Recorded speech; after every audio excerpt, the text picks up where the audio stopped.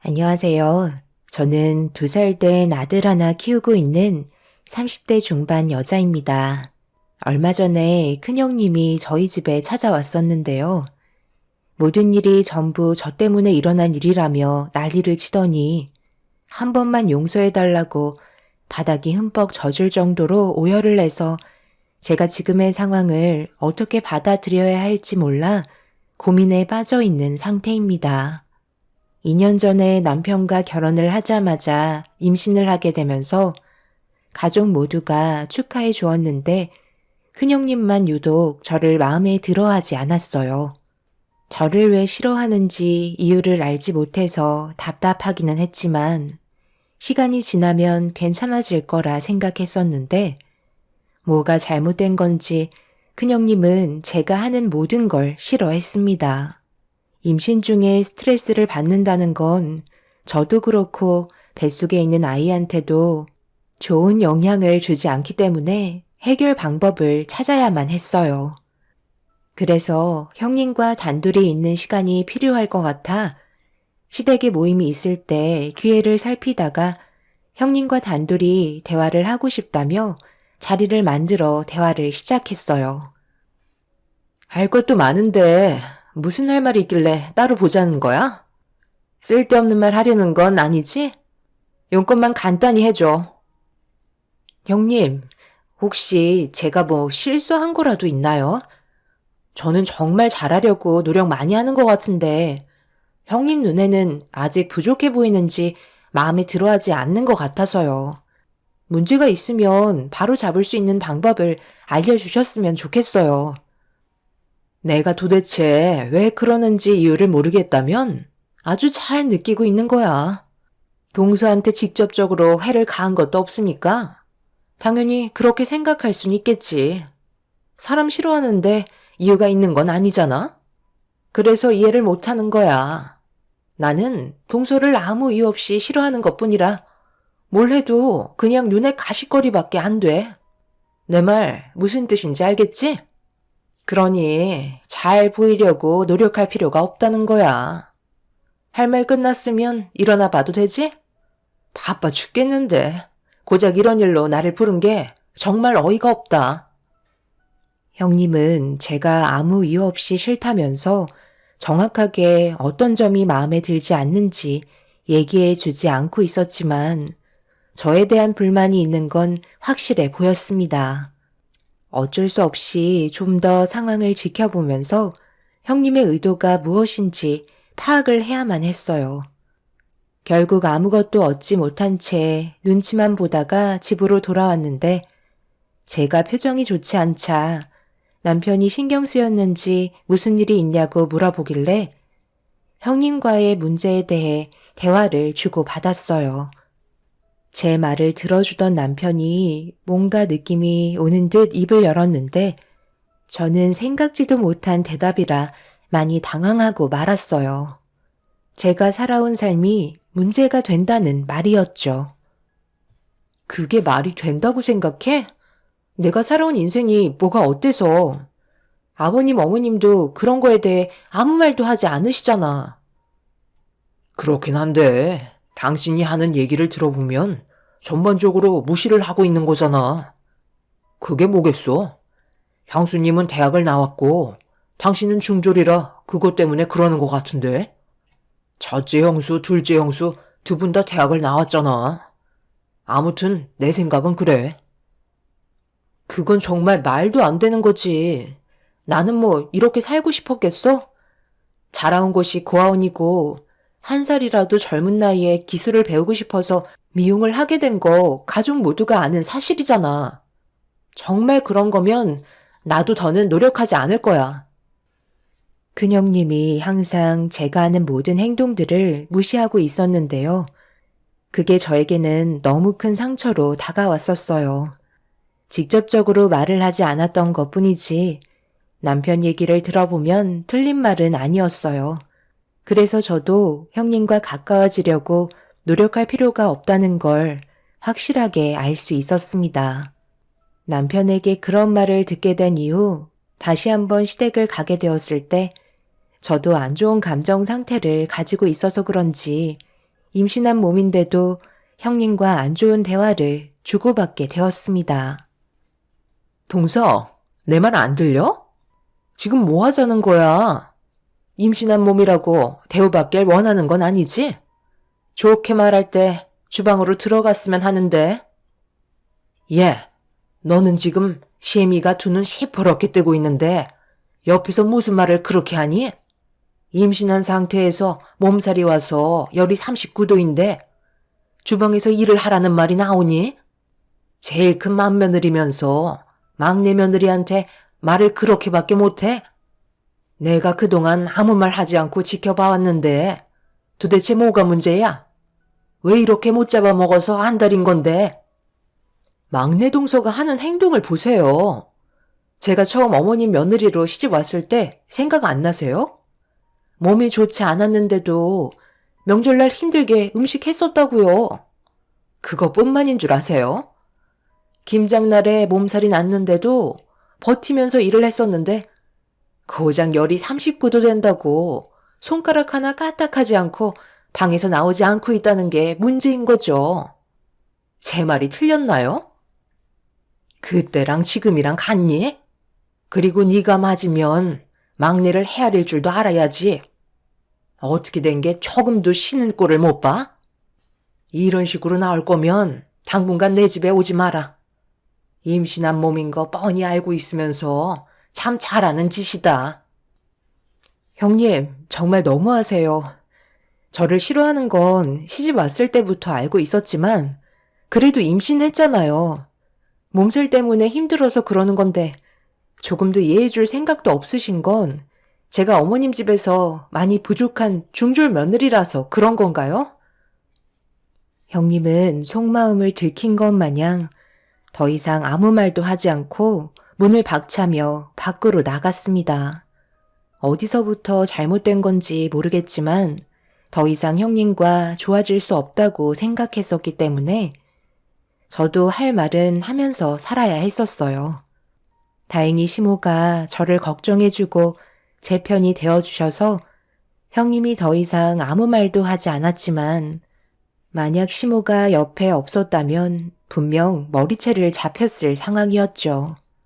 안 좋은 분위기는 계속해서 지속이 되었고 출산을 해서까지 형님의 괴롭힘은 저를 너무 힘들게 했어요.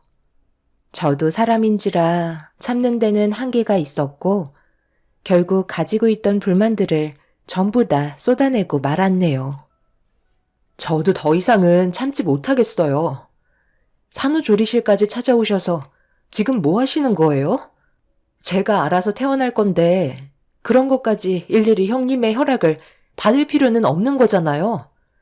별로 대화하고 싶지 않으니까 그만 나가주시죠.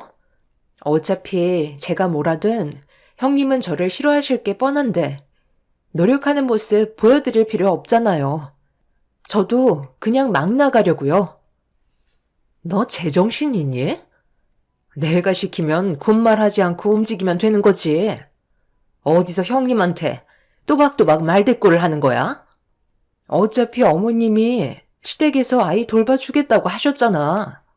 그럼 몸 하나 간수하는 거 어렵지도 않고 조만간 김장철이니까 그동안 놀고 먹었으면 이제 힘 좀 써야 하지 않겠어? 그리고 중졸밖에 안 나온 모유 먹여서 애까지 머리 나쁘게 만들지 말고 요즘 분유 잘 나오니까 차라리 이걸 먹여.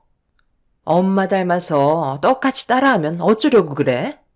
뱃속에 나온 애가 무슨 잘못이니? 전부 다 자기 엄마 잘못 만난 탓이지. 내가 특별히 신경 써서 사온 거니까 아끼지 말고 싹싹 긁어서 먹여라. 알겠지? 저는 워낙 모유가 잘 나와서 분유 같은 건 필요가 없을 것 같아요. 그리고 제가 중졸이라고 머리가 안 좋은 게 아니에요. 형님보다 훨씬 더 좋은 것 같은데요. 지금 하신 행동을 보면 초등학생보다 수준이 뒤떨어지는 것 같아서요.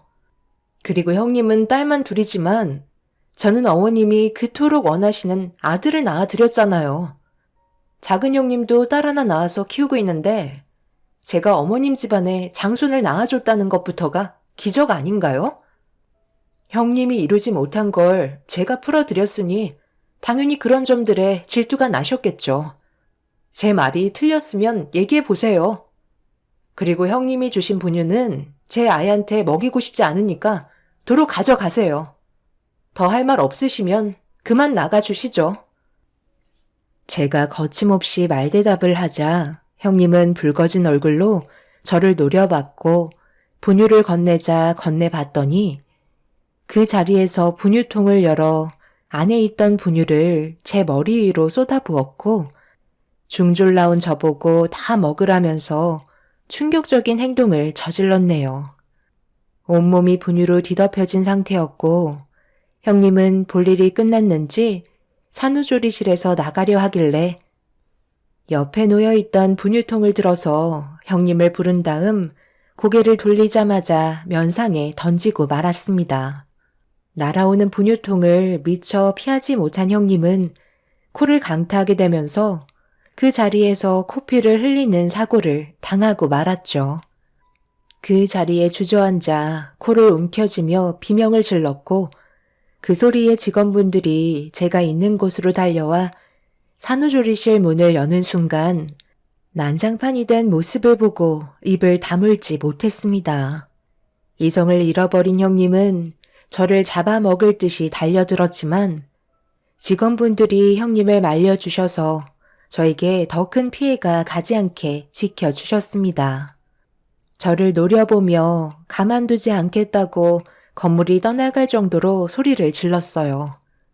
제가 손해볼 건 없었기 때문에 형님이 더 이상 두렵지 않았고 결국 이런 문제가 시모의 귀에까지 들어가고 말았습니다. 한 사람으로 인해 집안의 분위기가 점점 안 좋아지자 시모도 더는 지켜보고만 계시지 않으셨어요. 너 지금 나랑 뭐 하자는 거야? 내 성격 몰라서 이런 식으로 행동하는 거야? 산후조리실에 찾아갔으면 조용히 있다가 가면 될 것을 분유통으로 한바탕 난리를 쳤었다며? 너 도대체 이러는 이유가 뭐야? 언제까지 그럴 건데? 막내가 아들을 낳아서 그게 그렇게 배가 아팠니? 뭐든 적당히 해야지. 가만히 있으면 끝을 모르고 계속해서 망나니 마냥 날뛰면 내가 그냥 넘어가지 않을 거라는 걸 돌대가리가 아닌 이상 모르지 않을 텐데. 어떻게 그런 머리로 대학을 나온 거니? 당분간 얼굴 보고 싶지 않으니까 모임 있을 때 너는 빠지거라. 가족들에게 좋은 영향을 주지 못할 망정 계속해서 안 좋은 분위기로 이끌어가는데 내가 그 꼴을 더는 지켜볼 수 없을 것 같다. 한번 얘기했으면 알아먹어야지. 상황을 이런 식으로 만들어? 내 말이 무슨 뜻인지 이해는 했지? 내 허락이 떨어지기 전까지 절대 눈에 띄지 마라. 지금 용서를 구해봤자 받아줄 마음 조금도 없으니까 이제 그만 집으로 돌아가. 아들, 너도 꼴 보기 싫으니까 같이 나가라. 집안의 장남이 마누라 하나 휘어잡지 못해서 집안 전체를 진흙탕으로 만들었는데 그걸 보고 가만히 있는 너도 문제다. 엄마는 왜 저한테까지 불통을 튀기시는 거예요? 이 사람 혼자 저지른 행동인데 저까지 피해를 보는 건 너무하잖아요. 안 그래도 어머님 집에 오고 싶은 마음 조금도 없었어요. 차라리 평생 안 불러주셨으면 좋겠네요. 저희끼리 알아서 잘 살도록 할 테니까 다시는 연락하지 마세요. 아들 손자 보셨다고 저는 이제 찬밥 신세인데 뭐하러 이 집구석에 붙어 있어요? 형님은 오히려 시부모님께 눈을 치켜 세우고 더 난리를 치며 막말을 거침없이 뱉어대기 시작했어요. 그 모습을 지켜보고 있던 저희 가족 모두는 형님의 모습에 너무 큰 충격을 받았었죠. 그런데 알고 보니 작은 형님이 며느리로 들어왔을 때도 비슷한 상황이 있었다며 작은 형님이 설명을 해주는데 딸을 낳게 되면서 더는 괴롭히지 않았다는 말을 듣게 됐을 때 확실히 알 수 있었습니다. 제가 언제 임신을 하게 될지 몰라 예민해져 있는 상태였는데 임신을 하면서 아들을 낳게 될까봐 걱정을 했던 거고 그게 현실이 되니 저를 더욱더 괴롭혔던 걸 알 수 있었습니다. 이런 상황들이 대충 이해가 되면서 큰형님과는 두 번 다시 엮이지 않는 게 좋을 것 같아 시모에게 그냥 인연 끊고 살았으면 좋겠다고 부탁을 하게 되었어요. 함께 지내다 보면 분명 제가 아니더라도 아이한테 문제가 생길지 모른다는 불안감이 제 등을 서늘하게 만들었습니다. 그래서 형님이 집으로 돌아간 뒤에 걱정하고 있는 것들을 전부 시모에게 털어놨고 시모도 어느 정도 예상은 하고 계셨는지 제 말을 들어주셨어요. 그날 이후 형님과의 인연을 끊어냈다고 생각했었지만 모든 건 뜻대로 풀리지 않더군요. 근시숙이 주말만 되면 시댁에 찾아오셔서 안 좋아진 상황을 해결하려고 시부모님과 지속적인 대화를 이어나가는데 그럴 때마다 시부모님이 다시 형님을 받아줄까봐 너무 불안했었어요. 그렇게 시댁에서 시부모님의 도움을 받으면서 지내던 어느 날 시모의 심부름으로 마을 회관에 잠시 다녀왔었는데 시댁 앞에 언제 오셨는지 큰 시숙차가 주차되어 있길래 한숨을 쉬면서 들어가려 하는데 큰 시숙이 집에 들어가지 않고 마당에서 누군가와 통화를 하고 있더라고요. 그런데 주고받고 있던 대화 내용은 저에게 엄청난 충격을 가져왔어요. 입을 다물지 못할 만큼 엄청난 일이었고 제 두 귀를 의심할 정도로 큰 시숙과 형님이 가지고 있는 비밀은 시댁에 엄청난 파장을 불러일으킬 만한 사건이었습니다. 이미 들어버렸기 때문에 그냥 넘어갈 수는 없었어요. 그래서 아무도 모르게 저 혼자 추가적인 조사를 진행한 다음 확실해졌을 때 모든 사실을 밝힐 계획을 세우게 되었죠. 근시숙은 그날도 어김없이 형님을 용서해달라고 찾아왔지만 시부모의 마음은 조금도 변하지 않았고 근시숙은 점점 더 불만이 커지기 시작했어요. 결국 안 좋은 감정 상태로 돌아간 이후 한동안 시댁에 찾아오지 않고 있었습니다. 저는 그 사이 여러 가지를 조사하면서 많은 것들을 수집할 수 있었고 이런 사실을 가족들에게 숨기고 있었다는 거에 엄청난 배신을 느끼게 되었죠. 형님 내외가 시댁에 안 들어온 지 몇 달이 흘러갈 때쯤 큰 시숙이 또 한 번 찾아왔어요. 시간이 어느 정도 흘렀으니 받아줄 거라 생각했는지 모든 걸 다시 제자리로 돌려놓고 싶어 했습니다. 저는 그 모습을 묵묵히 지켜보고만 있었어요. 받아주는 건 너희 아빠랑 내가 결정할 문제인데 왜 이렇게 보채는 거야? 정작 본인이 정말 잘못했다고 느끼고 있으면 한 번이라도 찾아왔었겠지. 네가 이런다고 좋아질 거 하나 없다는 거 모르니? 너도 잘한 거 없으니까 이제 그만 찾아와라. 정말 이러실 거예요? 언제까지 수아 엄마 안 받아줄 건데요? 그냥 좋게 해결하면 좋잖아요. 이런 식으로 관계 유지하는 건 맞는 거예요? 이게 다 재수 씨 때문에 벌어진 일이잖아요. 고아의 중졸이 저희 집안과 맞는다고 생각해요? 저도 처음에 인사 왔을 때부터 마음에 안 들었었다고요. 왜 저희만 찬밥 신세여야 하는 건데요? 아주버님, 말이 좀 심하신 것 같아요. 고아의 중졸이 어때서요? 그게 이 집 며느리로 살아가는데 문제가 되는 건 아닌데 왜 계속 그걸 강조하시는 거죠? 미운 털 박힌 건 형님인데 제 잘못이라고 얘기하시는 건 문제가 있는 거 아닌가요? 형, 이제 그만 좀 하면 안 돼? 가족 모두가 형수한테 잘못이 있다고 하는데 계속 일을 크게 만들어야 되겠냐고. 형이 정말 형수님을 생각한다면 이런 식으로 나오는 게 오히려 역효과만 불러일으키는 거야. 우리는 형수 얼굴 보기도 싫다고. 어머님, 저 왔어요.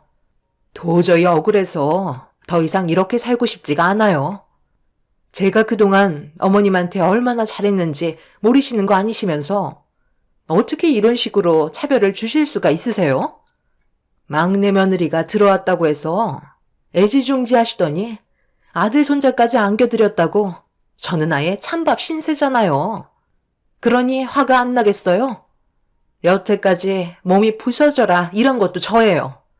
매년 집안 행사 있으면 두 팔 걷고 움직였는데 좋은 말 한 번 해주신 적 없으시잖아요. 그래서 무슨 말이 듣고 싶은 거야? 칭찬을 듣고 싶은 거니? 아니면 용서를 받아달라는 거니? 그러는 너는 나한테 할 말이 그것뿐이야? 다른 할 말은 없는 거니? 어떻게 된 게 너희들만 생각하고 내 입장은 단 한 번도 생각해주지 않는 거지? 내가 지금까지 살아오면서 너희들이 좋다면 뭐든지 다 해줬고 결혼까지 허락해줬으면 감사하게 생각해야지. 계속해서 일을 이런 식으로 만들어? 너희가 애들보다 한두 살 더 먹었으면 좀 더 이해하고 배려할 줄도 알아야지. 마지막으로 기회를 줄 테니까 할 말 있으면 해봐라. 내가 이 정도까지 얘기했으면 알아먹어야지. 나한테 숨김없이 모든 걸 털어놓는 게 좋을 거다. 그렇지 않으면 두 번 다시 용서하지 않을 거고 뒤따라오는 일들은 너희들이 전부 다 짊어져야 할 거야. 무슨 말인지 알았으면 기회를 줄 때 사실대로 얘기해라. 너희들이 지금 생각하고 있는 그걸 말하라는 거야. 무슨 말씀을 하시는지 저는 전혀 모르겠는데요. 어머님, 혹시 치매 오셨어요? 도대체 저희한테 뭘 원하시는 거예요? 그동안 나를 속이고 살아서 기분이 좋았니? 분명 기회를 줬는데 마지막까지 너는 나에게 실망만 안겨주는구나. 이거 받아라. 그리고 여기에 있는 내용 모두를 해명해야 할 거야. 이미 배는 떠났지만 아직 법적인 처벌이 남아있다는 걸 인지하고 있어야 할 거다. 우리 집안의 맏며느리로서 마지막 기회를 한 번 더 주는 거니 전부 다 설명해라. 시모는 형님에게 서류 봉투 하나를 건네주었어요. 그때부터 뭔가 느낌이 좋지 않다는 걸 눈치챈 형님은 떨리는 손으로 서류 봉투를 건네받았고 안에 있던 내용물을 확인하는 순간 그 자리에서 시부모님께 무릎을 꿇고 손이 발이 되도록 빌었습니다. 시모가 조사한 내용은 제가 알아본 거와 비슷했었어요. 그런데 시모는 형님이 어떤 사람인지 알면서도 그동안 모른 척하면서 지내왔었는데 형님은 오히려 저에게 안 좋은 행동을 보였다는 거에 많은 실망을 하고 계셨습니다. 형님이 아무 말도 하지 않자 시모가 입을 열었어요. 왜 아무 말도 못하는 거야? 손이 발이 되도록 빌면 뭐하니? 이렇게까지 안 좋은 상황을 만든 게 너잖아? 정말 웃긴 거야. 지금까지 너는 착각 속에 빠져 살고 있었잖아. 현실은 그게 아닌데, 그치? 막내는 고아원에서 자라 중졸인 상태에서 내 집에 들어와 사는데 너는 대학까지 나왔으니 뭔가 불만이 많았겠지. 그런데 첫째 너 대학 안 나왔잖아. 지금까지 나를 속이고 있었으면서 본인이 정말 대학을 나온 것 마냥 살다 보니 네가 대학을 나온 사람이 되어버린 거니? 그래, 그건 이해해 줄 수 있다 치자. 그런데 내가 봤을 때 막내 며느리를 괴롭힌 제일 결정적인 이유는 너도 고아원 출신이라서 더 그런 거 아니니? 너 이 사실 언제까지 숨길 수 있다고 생각한 거야? 언젠가는 솔직히 얘기하겠거니 믿고 있었는데 끝까지 말을 하지 않더라. 시모도 모든 사실을 알고 있었어요. 형님은 대학을 나오지도 않았으면서 거짓을 꾸미고 있었고 그동안 고아원에서 자라왔었는데 이런 사실을 전부 다 숨기고 있었습니다. 큰 시숙과 만남을 가지다가 형님은 고아라는 사실을 밝히는 걸 안 좋게 생각할까봐 그때부터 숨기기 시작했고 형님의 친정 부모님들마저 돈으로 불러들인 사람들이었습니다. 머리부터 발끝까지 전부 거짓된 삶을 살고 있었던 거였죠. 그런데 정작 저는 모든 걸 오픈하고 시모에게 접근했으니 저를 좋게 받아들여 주셨고, 되레 형님은 저와 비슷한 조건인데 평생을 숨기고 살아야 한다는 거에 불만이 생겨 계속해서 저를 더 못살게 굴었던 거였죠. 형님은 손이 발이 되도록 빌었지만 이미 버스는 떠난 상태였고 시부모님께서는 형님을 받아주지 않으셨어요. 그제서야 모든 걸 저희 가족들 앞에 털어놓으면서 그동안 힘들었던 점들에 대해 전부 다 꺼내 놓았습니다. 어머님, 정말 죄송해요. 이런 식으로 상황이 안 좋아질 줄 몰랐어요. 저도 이 사람 만났을 때 고아라는 제 신분이 너무 싫었고 수아 아빠는 대학을 나왔는데 저는 고졸이라 그것도 싫어서 대학을 나왔다고 거짓말을 하게 됐어요. 그만큼 수아 아빠를 사랑했었기 때문에 놓치고 싶지 않아 어머님께 결혼하겠다고 인사드리러 왔을 때 솔직하게 털어놓을 수가 없었어요. 하루하루 정신적으로 힘들었었는데 시간이 지나면서 어느새 제 감정도 무뎌졌고 입 밖으로 꺼내지 않으면 모를 줄 알았는데 전부 다 알고 계실 거라곤 정말 꿈에도 몰랐어요. 저는 힘들게 이 사람과 결혼을 했는데 막내 동서는 큰 어려움 없이 자기가 고아 신분에 중졸이라고 얘기하는데 어머님이 아무렇지도 않게 받아주시는 거 보고 놀랐었는데 그날 이후부터 제가 손해를 보는 것 같은 느낌이 들어서 괜히 싫어진 거였어요. 거기에다가 아들 손자까지 낳았으니 제 속은 말이 아니었다고요. 그래서 상황을 이런 식으로 만들어? 내가 아무 말 하지 않고 묵묵히 있었던 이유가 네가 불쌍해서 그랬던 거야. 지인 결혼식을 갔다가 사돈분들을 만나서 인사를 하려는데 전광판에 사돈분들이 모르는 사람의 부모로 되어 있는 걸 본 적이 있었다. 그래서 그 사람들을 데려다가 물어보니 결혼식 대행이라는 걸로 나를 속여서 결혼을 했다는 걸 알게 됐는데 처음에는 너무 화가 치밀어 올랐지만 고아로 자라온 네가 내 아들과 행복하게 살고 싶다는데 그걸 내친다는 건 내가 너무 매정한 것 같아 모든 사실을 알면서도 가슴속에 묻어둔 거였다. 그런데 너는 정작 감사한 줄 모르고 이런 식으로 행동해? 어머님, 정말 죄송해요. 오늘 이 시간 이후로 2번 다시 이런 일 없도록 할게요. 마지막으로 한 번만 봐주시면 안 될까요? 그렇게 할 수 없을 것 같구나. 우리 가족이 받았던 상처와 배신이 너무나도 컸기 때문에 그냥 넘어가지 않을 거다. 시모는 화가 머리끝까지 올라오셨어요. 형님은 한 가지를 속인 게 아닌 많은 것들을 속여서 큰 시숙과 결혼을 했었지만 제일 큰 문제는 저와의 관계였어요. 그동안 봐왔던 행실을 보면 또다시 언젠가 일이 터지게 될 거라는 걸 시모도 직감하고 계신 것 같았습니다.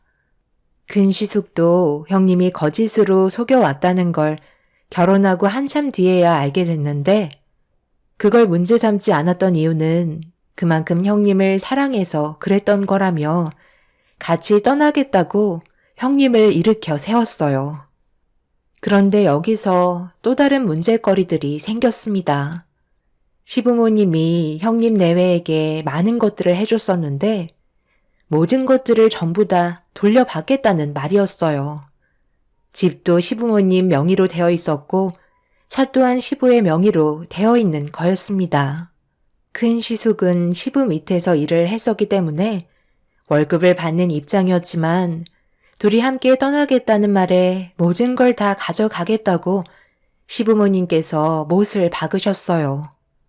큰 시숙은 형님과 살겠다며 한 푼도 가져가지 않겠다고 시부모님께 인사를 드린 뒤 집에서 나가셨네요. 형님은 끝까지 시모의 바지자락을 붙잡고 용서해달라고 애원했지만 시모는 고개를 돌려 버리셨습니다. 결국 형님 내외는 1원 한 푼 없이 탈탈 털려서 내쫓기고 말았죠. 그날 이후 지금까지 저희 집안에 큰 문제는 없었는데 1년이 지나고 형님이 저희 집에 찾아왔어요. 사는 게 어렵다는 이유 때문에 다시 좋은 관계를 만들고 싶다는 얘기였죠. 제가 시모에게 형님을 받아달라고 좋은 쪽으로 대화를 이끌어 가달라고 부탁을 했지만 쉽게 답을 주지 못했습니다. 저도 형님에게 받았던 상처가 컸기 때문에 아직까지 상처가 아물지 않았거든요. 형님도 고아원 생활을 했다는 게 정말 놀라운 일이었지만 이런 식으로 삶이 달라질 줄 정말 상상도 못했었네요. 다시 인연을 만들어도 분명 언젠가 또 다른 문제점들이 생길 것 같아 당장은 형님의 부탁을 들어줄 수 없을 것 같지만 한편으론 저도 같은 아픔을 가지고 있기에 좋은 쪽으로 해결해야 하는 건지 고민이 되네요. 온 가족이 모두 화목하게 지내면 얼마나 좋겠어요. 그리고 얼마 전 저는 그동안 틈틈이 공부해오던 고졸 검정고시 졸업장을 취득하게 되었어요. 제 아이에게 더 많은 것을 알려주기 위해 더 악착같이 미용 일을 하면서도 취득할 수 있었던 것 같아요.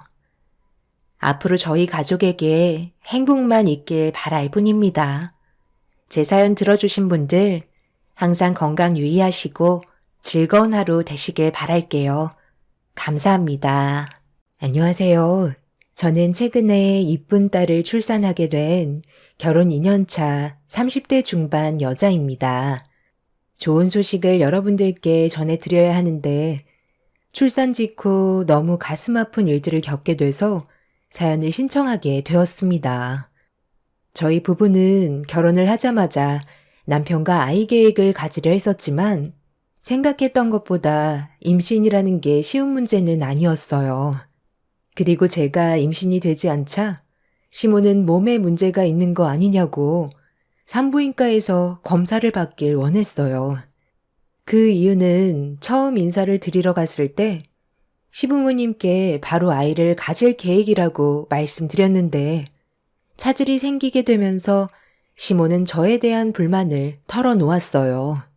시부는 시모에게 조급해하지 말라고 했지만 제 몸에 문제가 있는 것 같다며 불편한 시선을 보내길래 저 또한 불안해졌었죠. 옆에 있던 남편은 걱정할 거 없다고 편을 들어줬지만 계속해서 임신이 되지 않다 보니 걱정이 너무 많았어요. 그래서 산부인과에 찾아가 몸에 문제가 있는지 확인을 해보게 되었습니다.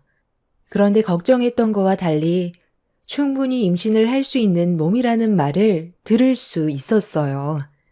충분히 건강한 몸인데 왜 아이를 가질 수 없냐고 물어보니 의사는 여러 가지 환경적인 요인이 있을 수도 있다며 크게 걱정하지 않아도 되니 몸 관리만 잘한다면 충분히 아이를 가질 수 있다고 심적 여유를 가지라면서 남편의 건강 상태도 확인해 보길 권했습니다. 다행히 남편의 몸에도 큰 문제는 없었습니다.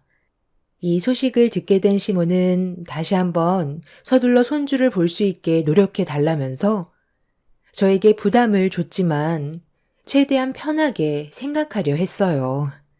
다행히 몸에 문제가 없다는 말에 열심히 운동하면서 최대한 건강한 몸을 만들기 위해 정말 많이 노력했어요. 그런데 제 몸은 아이를 가지기 위해 최적화가 되어 있는데도 원하는 임신은 계속해서 실패를 이어나갔습니다. 아들 손자 하나 낳아달라는 건데 어떻게 임신했다는 소식조차 들을 수가 없는 거니? 벌써 어영부영 1년이나 지나갔다. 도대체 언제까지 기다려야 하니? 엄마, 오늘 오라고 한 게 잔소리 하려고 그런 거예요? 심적으로 스트레스를 많이 받게 되면 임신도 많이 힘들어진다잖아요. 몸이 체질적으로 많이 예민한 것 같다고 했었어요. 그러니까 엄마가 하는 잔소리가 이 사람한테는 엄청난 스트레스로 올 수가 있다는 거예요. 누가 제일 힘들지 뻔히 알고 있으면서 위로 좀 해줄 수 있는 거잖아요.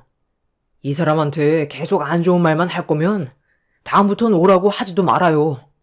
어느 누가 상처되는 말을 듣고 싶겠어요? 기분도 별론데 그만 일어날게요. 내가 오죽하면 이런 말이 나오겠어? 엄마도 하루 이틀 참고 넘어간 것도 아니고 1년이나 참고 있었는데 쓴소리 정도는 당연히 할 수 있는 거지. 당신 그 주둥아리 때문에 임신 될 것도 안 되겠어. 며느리 속이 제일 타들어갈 텐데 제발 하루라도 조용히 좀 넘어가면 안 돼? 요즘 당신 입에서 쓸데없는 말이 나올까봐 얼마나 불안한 줄 알아? 그냥 입을 다물고 있어. 그게 가족을 위한 길이야. 저녁 먹은 거 체하겠다. 볼일 다 봤으니 너희들 이제 그만 돌아가 봐라. 어딜 가? 아직 내 말 끝나지도 않았는데 나는 너한테 기회를 많이 줄 수 없다. 올해에도 임신이 안 된다면 몸에 하자가 있다는 걸로 알 테니까 그땐 내 아들과 결혼생활 정리해라. 너 때문에 집안의 대가 끊길 수는 없잖니. 시간이 지날수록 내 아들도 나이를 먹을 테고 재혼도 쉽지 않을 테니 올해가 마지막이라고 생각해라. 마음 같아선 내 가방에 있는 이혼 서류 바로 던져주고 싶다만 내 아들 봐서 넘어가는 거니 시간이 많지 않다는 거 명심해야 할 거야.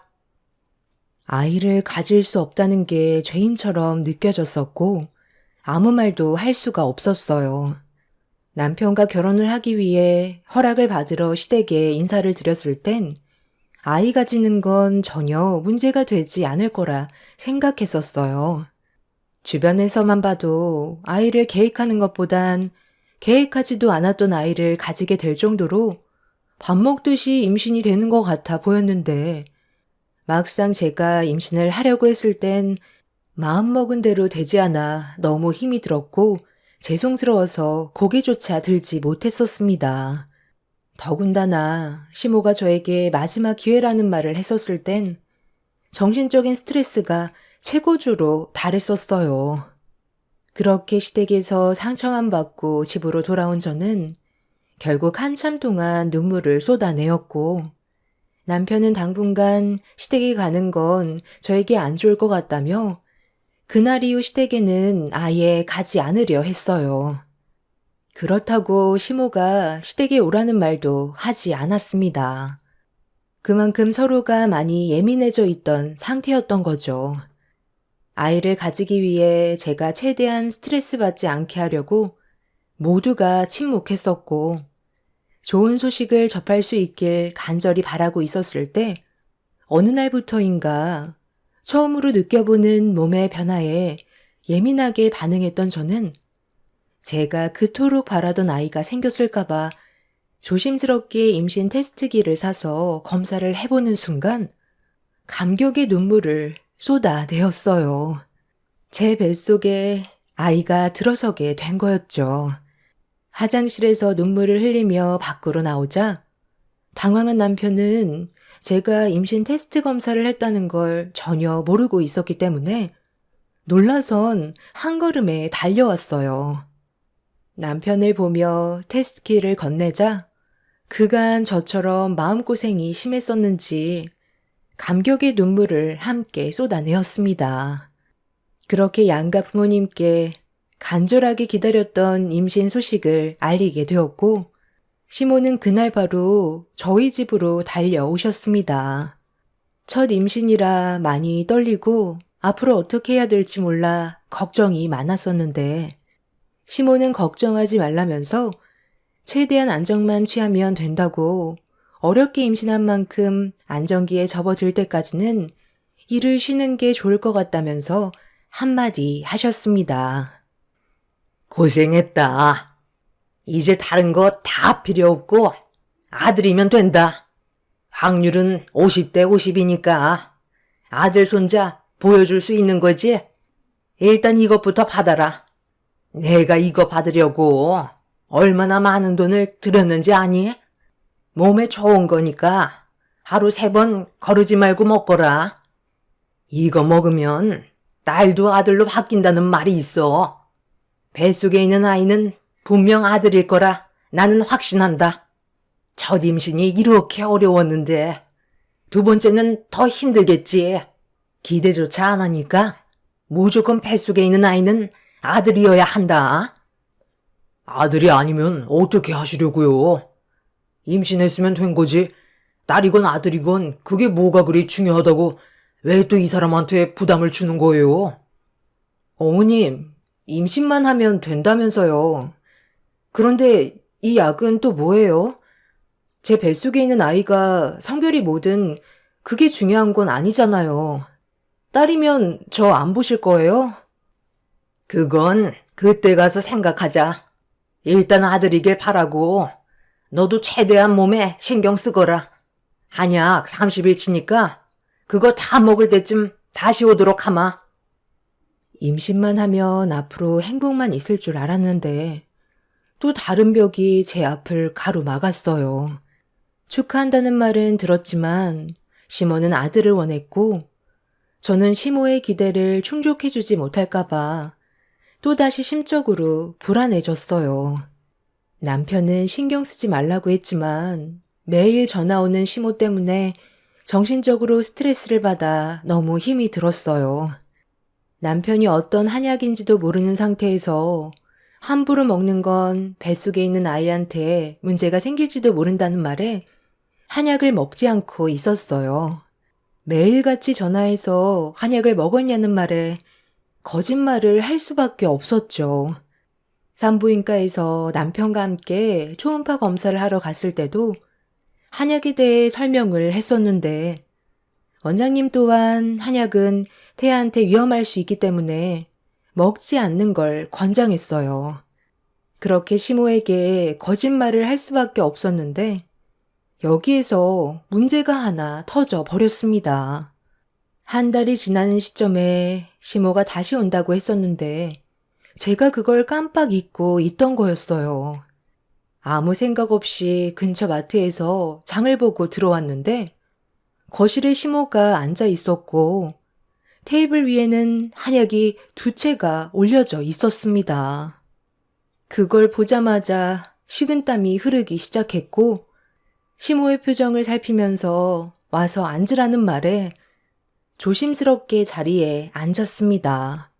시모는 박스에서 한약 한 봉을 꺼내 제 앞에서 뜯더니 마시라고 건네 주었습니다. 내가 보는 앞에서 들이켜라. 조용히 넘어가고 싶으면 말을 듣는 게 좋을 거야.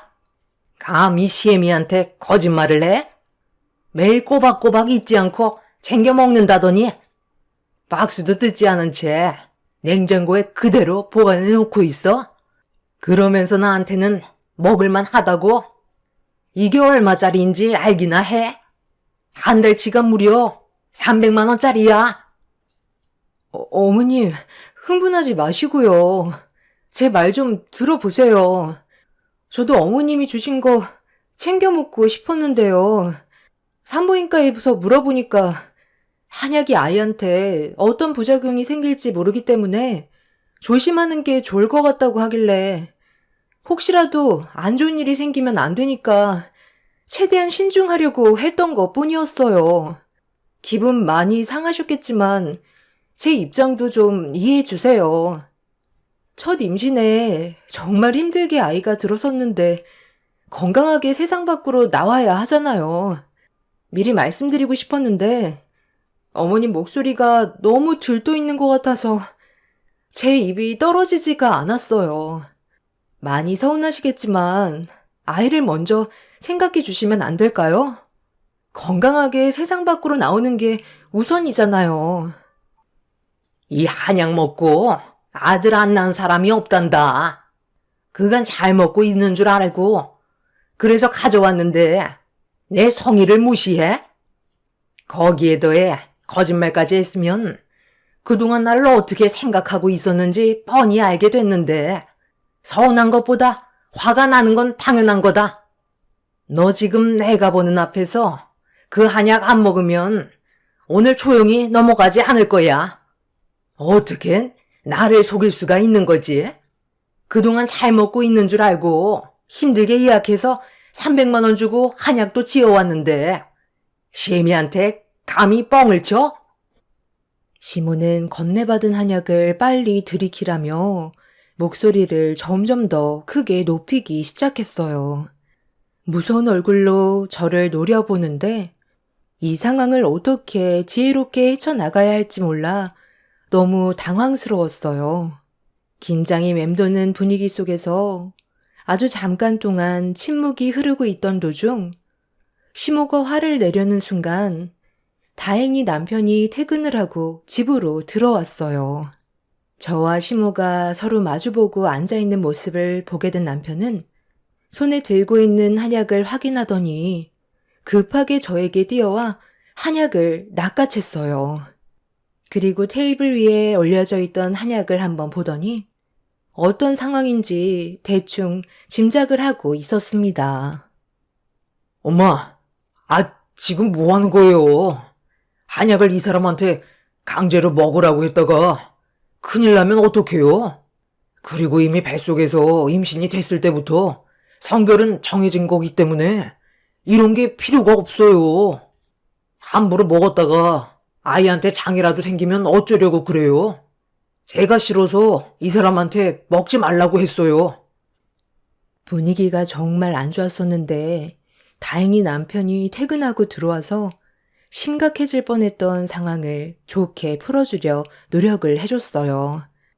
시모는 남편의 말에 아무 말도 없이 묵묵히 듣고만 있다가 자리에서 일어나 집으로 돌아갔지만 시모가 상처를 강하게 받은 것 같아 너무 불안했어요.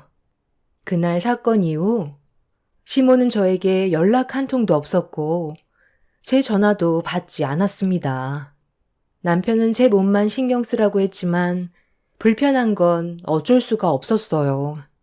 임신을 했는데도 또 다른 문제거리가 생기게 될 거라곤 전혀 예상하지 못했던 터라 너무 걱정이 많았습니다. 시모의 기분이 상당히 안 좋았었는지 시부에게까지 전화가 와서 무슨 일이 있었냐고 남편한테 물어보았고 모든 걸 설명드리자 시부는 먼저 연락하기 전에는 아무것도 하지 말라고 뱃속의 아이만 신경 쓰길 당부하셨죠. 시모의 화가 풀리기까진 어느 정도 시간이 필요할 것 같아 일단 뱃속의 아이한테만 집중하면서 최대한 스트레스 받지 않게 안정을 취했습니다. 그렇게 한두 달이 지나고 어느 정도 안정기에 접어들었을 때쯤 어느 날 시모에게 연락이 왔어요. 뱃속에 있는 아이가 잘 커가고 있는지 물어보길래 건강하게 잘 크고 있다고 하자 시모는 제 말이 끝나자마자 전화를 끊어버렸고 그 이후로는 또다시 연락이 없었습니다. 그래도 어느 정도 화가 가라앉은 것 같아 안심을 할 수 있었는데 그 이후로 출산 때까지 단 한 번도 전화를 주거나 저희 집에 찾아온 적이 없었어요. 그렇게 출산을 하게 됐는데 세상 밖으로 나온 아이의 얼굴을 보는 순간 감격의 눈물이 쏟아지면서 동시에 불안함도 엄습해 왔습니다. 이유는 제 품에 안긴 아이는 아들이 아닌 딸이었거든요. 시모가 바라는 아들이 아니었기 때문에 무슨 말을 듣게 될지 몰라 계속되는 불안함이 몸이 힘든데도 쉴 수가 없었어요. 그리고 출산 소식을 듣게 된 시부모님이 산부인과로 방문을 하셨습니다. 우리 얼마 만이지? 거의 10개월 꽉 채워서 만났지? 그럼 우리 손자 얼굴 좀 볼까? 지금 안고 있는 손자 얼굴 좀 보자니까. 시애미한테 안 건네줄 거니? 엄마, 손자가 아니라 손녀예요. 원하시는 손자가 아니더라도 첫 손주니까 이쁘게 봐주셔야죠. 그가 마음고생 얼마나 많이 했었는데요. 건강하게 출산했어요. 뭐? 손녀라고? 그게 사실이니? 어쩐지 내가 아들인지 딸인지 물어봤을 때 얘기를 잘 안 하더니 정말 손녀였던 거야? 너한테 건네준 한약만 먹었어도 분명 손자가 세상 밖으로 나올 수 있었을 텐데 끝까지 고집 부리더니 결국 일을 이 지경으로 만들었구나. 둘째 기획은 언제 잡을 거니? 최대한 빨리 시작하는 게 좋겠지?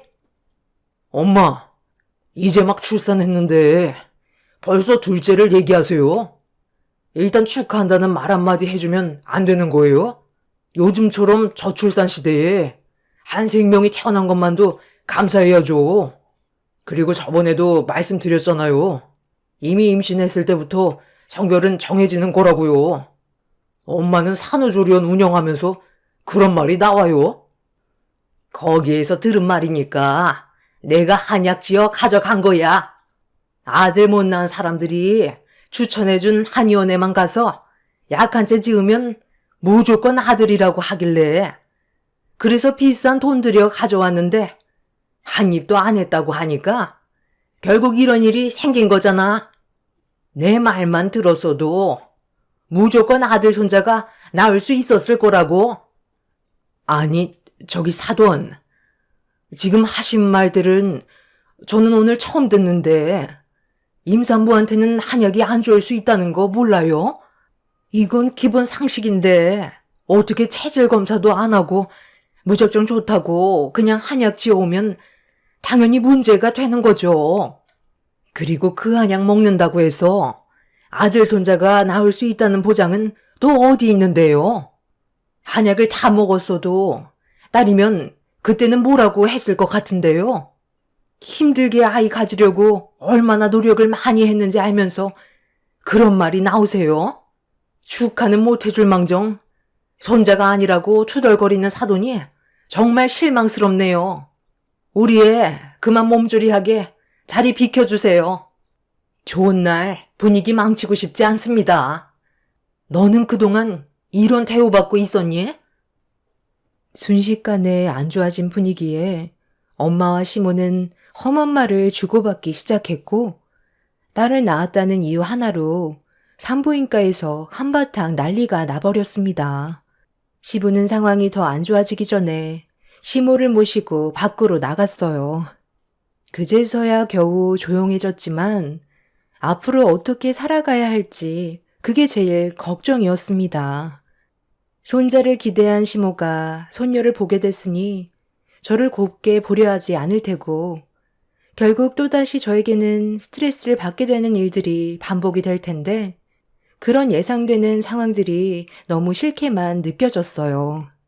분명 제 딸한테도 함부로 대할 게 뻔할 텐데 그런 그림들이 눈앞에 그려지자 더는 시모의 얼굴을 보고 싶지가 않았습니다. 제가 불안해하자 남편이 문제되는 일은 없을 거라며 저를 안심시켜 주었지만 불안한 마음은 쉽게 가라앉지 않았습니다.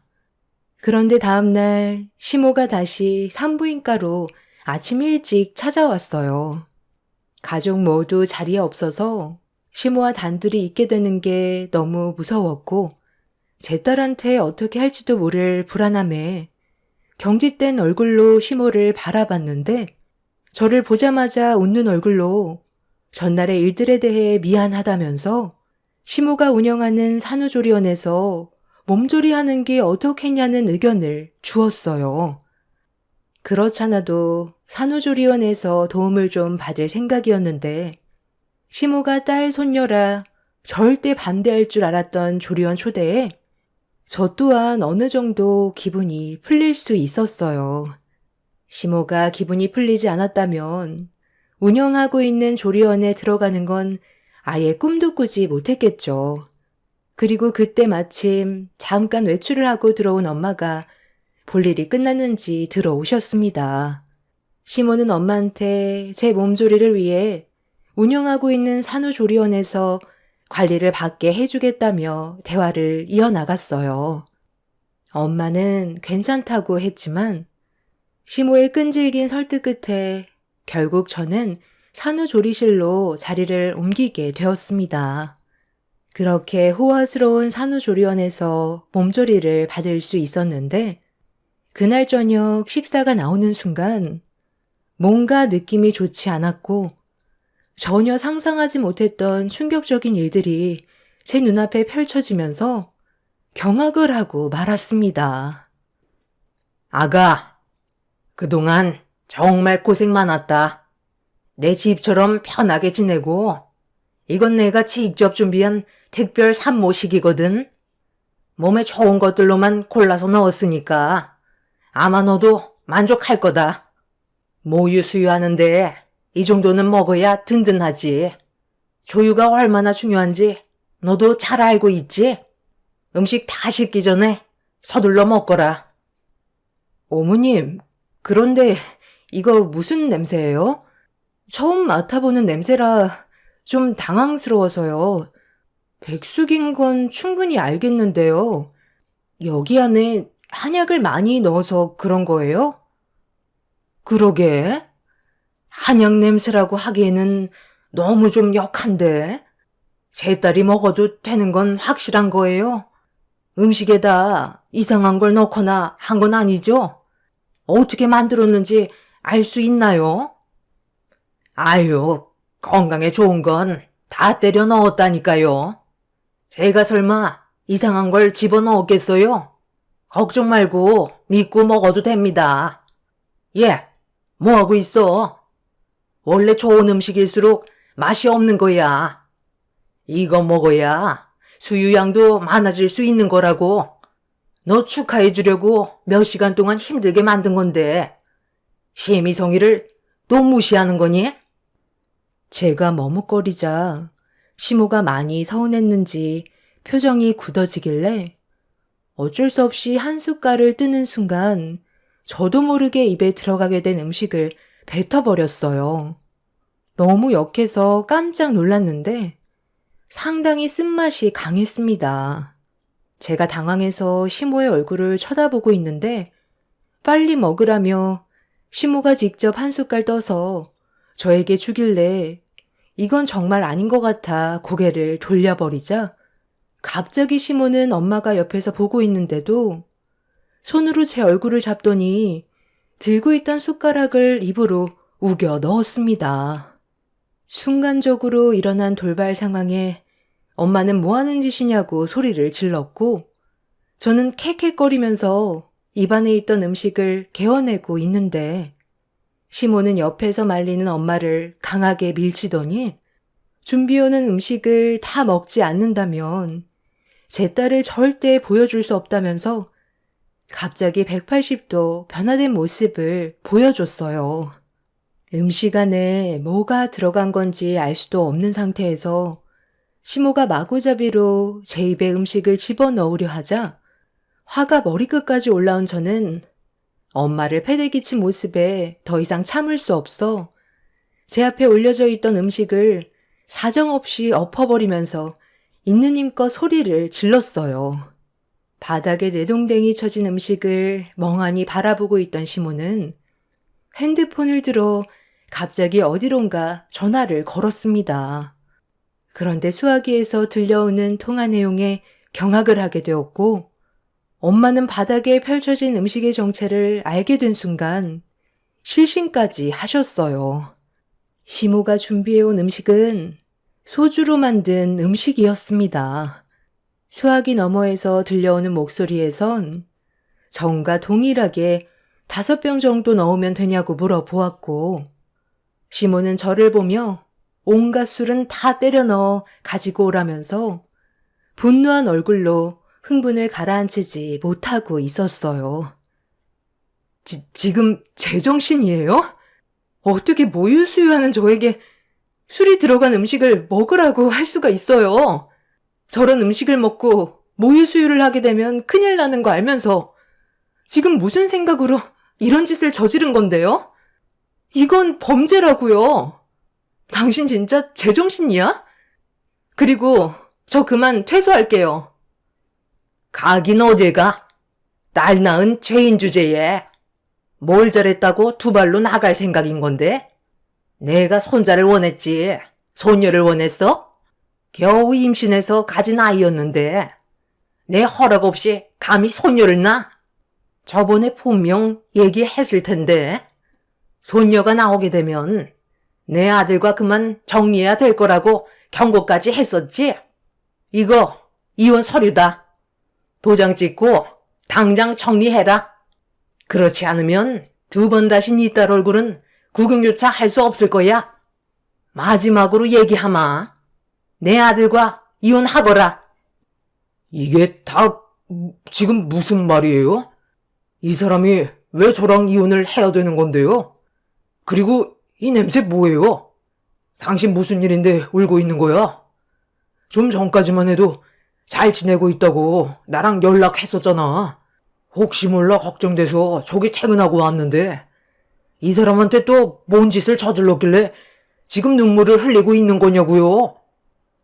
남편이 분노하면서 저희 엄마를 부축해 자리에 앉혀들인 뒤 화를 내고 있는데 문이 열리더니 직원이 또다시 음식을 만들어 가지고 들어왔어요. 남편은 음식이 들어오자마자 코를 막으면서 이게 뭐냐고 저에게 물어보길래 백숙에 술을 집어넣은 거라며 그걸 먹게 되면 딸도 술을 먹게 되는 거나 다름없다고 하자 남편은 직원이 들고 온 음식을 바닥에 던져 버리더니 시모의 얼굴에 손을 올려 붙였습니다. 뺨을 맞게 된 시모는 경악을 했고 남편은 그 자리에서 경찰서에 신고를 했어요. 결국 시모는 이 문제로 경찰서에서 조사를 받게 되었고 뒤늦게 이 사실을 알게 된 시부와 저희 아빠도 너무 큰 충격을 받으셨는지 난리가 나게 되었습니다. 시부는 저희 부모님께 죄송하다면서 용서를 구했어요. 다행히 음식을 먹지 않아 문제되는 건 없었지만 손녀도 남편의 자식인데 손자가 아니라는 이유 하나로 충격적인 일을 저지를 거라곤 정말 상상조차 하지 못했었죠. 시모는 현재 법적 처벌을 위해 소송 중에 있는 상태입니다. 저보다는 제 딸한테 신체적으로 큰일이 생길 수도 있었던 문제라 가볍게 끝날 문제는 아니라고 합니다. 저는 조금의 선처도 해줄 생각이 없어요. 그리고 시부 또한 저와 제 딸의 안전을 위해 지금 이혼 소송을 준비하고 있습니다. 시모가 운영하던 산후조리원의 명의가 시부로 되어 있어서 다른 산모들에게 불신과 불안함을 조성한 이번 일을 통해 폐업을 하게 되었고 시부와 남편은 평생 시모의 얼굴을 안 보기로 결정을 내린 상황입니다. 정말 기억하고 싶지 않은 순간들이었고 아직까지도 온몸이 떨려올 정도로 정신적인 충격이 상당합니다. 요즘 시대에도 저런 시어머니가 있을 거라곤 꿈에도 몰랐네요. 남편은 시모가 징역을 면할 수 없을 거라며 이번 일이 마무리되면 모든 연락할 수 있는 수단을 끊어버릴 거라고 화를 가라앉히지 못하고 있습니다. 저희 가족에게 앞으로는 또 다른 피해가 없었으면 좋겠어요. 조용히 살아가고 싶은 게 제 소원입니다.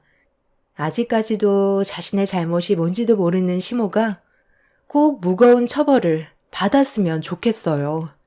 법적 처벌이 확정이 되는 대로 여러분들께 소식을 전해드리도록 하겠습니다. 제 사연 들어주신 분들 언제나 행복하시고 즐거운 주말 가족들과 좋은 시간 보내시길 바랍니다. 감사합니다.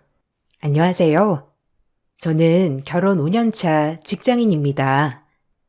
결혼을 하게 되면 흔히 또 다른 가족이 생긴다고 많이 이야기를 하죠. 그러다 보니 이전보다 신경 써야 할 것들도 배가 된다곤 하지만 제 입장에선 2배가 아닌 3배, 아니 5배는 되는 것 같았습니다. 저의 기막힌 사연 한번 들어보시겠어요? 저는 남편과 주선으로 만나게 되었습니다. 남편은 성실하고 착한 사람이었는데요. 남편은 누나가 있었고 저는 오빠가 있었습니다. 비슷한 환경에서 자라와서 결혼에 대해서도 문제없이 술술 진행하게 되었죠. 남편은 저희 오빠와 올케 언니를 여러 번 봤지만 저는 신우이를 상견례 전까지 보지 못했어요. 그러다가 결혼을 결심하고 상견례 자리에서 처음 신우를 만나게 되었습니다. 결혼 당시 신우이는 5살, 4살 연년생 남매와 돌쟁이 아이, 이렇게 아이 셋을 키우고 있었는데요. 그러다 보니 신우가 상견례 자리에는 못 올 거라고 생각을 했는데 떡하니 신우가 에셋을 데리고 나타났죠. 가족들은 모두 당황스러워했습니다. 아이고, 사돈. 너무 죄송합니다. 여기 우리 맏딸이에요. 성준이 누나입니다. 아이가 셋이라서 오늘은 참석 못할 줄 알았는데 그래도 하나밖에 없는 동생 결혼한다고 하니 이렇게 참석을 하려고 왔나 봅니다. 조금 정신없으시죠? 아직 아이들이 어려가지고 상견례 자리는 못 올 줄 알았는데 어떻게 이렇게 찾아왔네요. 아, 반갑습니다. 아이들이 참 예쁘네요. 아이들 셋이라 정신이 없으시겠어요. 얼른 앉아서 식사하세요. 저희도 이제야 식사하려고 앉은 거라 같이 식사하면 될 것 같습니다. 저희는 큰애가 있긴 한데 아직 자녀가 없어서 이렇게 복작복작할 일이 없었네요. 그래도 아이들이 있으니 전체적으로 활기가 돌아 좋은 것 같습니다. 그렇죠, 사돈어른. 저희 애들이 다 착하고 얌전해요. 그러니까 너무 걱정하지 마시고 식사하세요. 그래도 하나밖에 없는 동생이 결혼하는데 어떤 사람이랑 하는지는 봐야 하지 않겠어요? 그래서 아이들 데리고 이렇게 참석했어요. 괜찮으시죠? 조용했던 상견례 식사 자리가 아이들이 오니 시끌벅적 난리가 아니었습니다. 아무래도 아이들이 아직 어리고 대화가 잘 되지 않다 보니 모든 사람들이 애들을 챙기느라 정신이 없었죠. 결혼식 일정에 대해서 제대로 나눠보지 못하고 상견례 자리가 끝이 나고 말았습니다. 그렇게 상견례 자리가 끝이 나고 남편은 저에게 미안하다고 사과를 했죠. 주희야, 미안해. 누나한테 내가 오늘 참석하지 말라고 그렇게 얘기를 했는데 왜 갑자기 왔는지 모르겠네. 처음에 누나가 온다고 해서 내가 애들 다 맡기고 오라고 했거든. 근데 매형이 아이들을 못 봐준다고 했나 봐. 아, 갑자기 왜 말도 안 하고 와가지고 이렇게 당황스러운지 모르겠다. 너무 정신없었지? 어머님, 아버님께도 내가 전화해서 사과할게. 아, 좀 놀라긴 했는데 괜찮아. 그래도 상견례 자리인데 처음부터 말을 해주시거나 그랬으면 좋았을걸. 조금 아쉽긴 하네. 아이들이 있어서 그런지 정신없어서 결혼식 이야기도 제대로 꺼내지 못했던 것 같아. 아마 우리 다음에 다시 날짜 잡아서 결혼 이야기 좀 더 나눠야 할 것 같은데. 그것만 어머님, 아버님께 좀 전달해줘. 그래, 알았어. 누나한테 말해보니까 아이들 너무 보기 힘들고 밥 챙겨주기 힘들어서 겸사겸사 왔다고 하더라고. 진짜 황당하지? 누나는 항상 이렇게 막무가내라니까.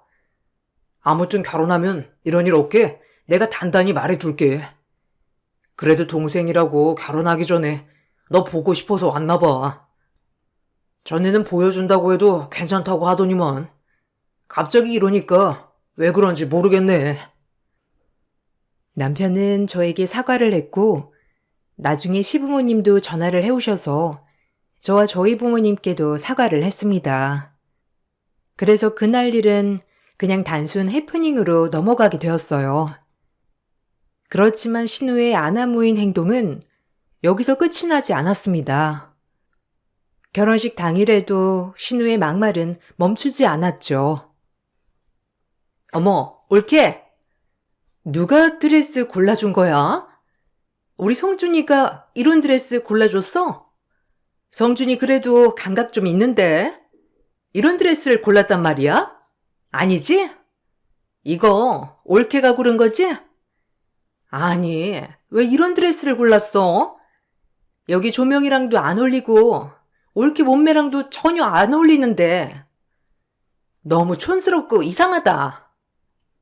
그래도 한 번 있는 결혼식인데 너무 안 이쁜 드레스를 골랐네.